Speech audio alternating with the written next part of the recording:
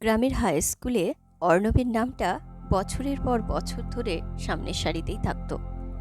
রসায়নের জটিল বিক্রিয়াগুলো ওর হাতের মুঠোয় ছিল। যখন সে এমএসসি শেষ করলো, গ্রামের মানুষ ভাবত অর্ণব হয়তো অনেক বড় কোনো বিজ্ঞানী হবে, বা অন্তত কলেজের প্রফেসর। অর্ণব নিজেও স্বপ্ন দেখত, এক হাতে খড়ি আর অন্য হাতে টেস্ট টিউব নিয়ে সে আগামীর প্রজন্মকে বিজ্ঞান শেখাবে। কিন্তু জীবন সবসময় রসায়নের সমীকরণের মতো সরল হয় না। কলকাতার নামী বিশ্ববিদ্যালয় থেকে পিএইচডির সুযোগ এলো, ভিন রাজ্য থেকে এলো ভালো বেতনের কর্পোরেট চাকরি, কিন্তু অর্ণব যেতে পারল না।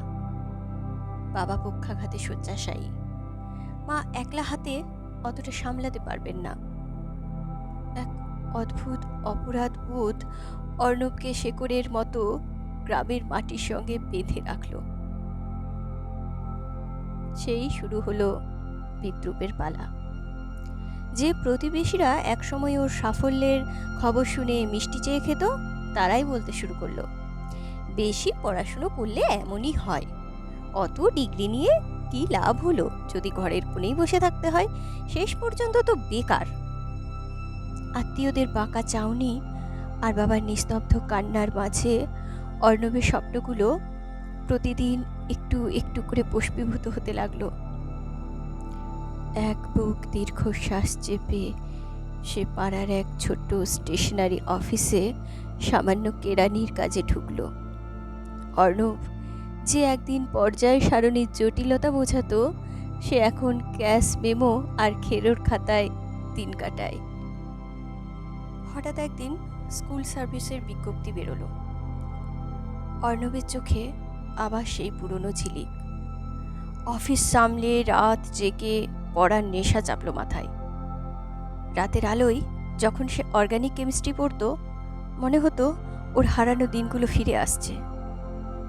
কিন্তু দীর্ঘদিনের কাজের চাপ, পরিবারের দুশ্চিন্তা আর প্রতিযোগিতার ইঁদুর অর্ণব আর আগের মতো গতি পেল না। পরীক্ষার রেজাল্ট যখন বেরোলো, দেখা গেল কয়েক নম্বরের জন্য সে তালিকায় নেই। সেই রাতটা অর্ণব আর কাঁদেওনি, শুধু নিজের মনে সব বইগুলো গুছিয়ে ট্রাঙ্কের নিচে রেখে দিয়েছিল। আজ অর্ণব সেই ছোট অফিসেই সিনিয়র ক্লার্ক। তার কাজের স্বচ্ছতা আর সততায় সবাই তাকে সম্মান করে। সে এখন আর শিক্ষক হওয়ার স্বপ্ন দেখে না ঠিকই, কিন্তু পাড়ার ছোট ছোট ছেলেমেয়েরা কোনো অঙ্ক বা বিজ্ঞানের সমস্যায় পড়লে এখনো অর্ণবের কাছেই দৌড়ে আসে।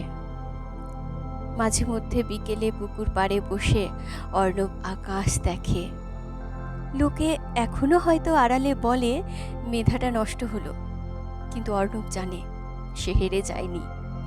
বাবা মায়ের সেবায় যে শান্তি সে পেয়েছে, আর পরিস্থিতির সাথে লড়াই করে যে স্থিরতা সে অর্জন করেছে, তা কোনো বড় চাকরির থেকে কম নয়। অর্ণব হয়তো প্রদীপের শিখা হতে চেয়েছিল, কিন্তু শেষ পর্যন্ত সে হয়ে উঠল ঘরের কোণের এক শান্ত প্রদীপ, যা জলে হয়তো কম, কিন্তু অন্ধকার মেটায় অনেক বেশি।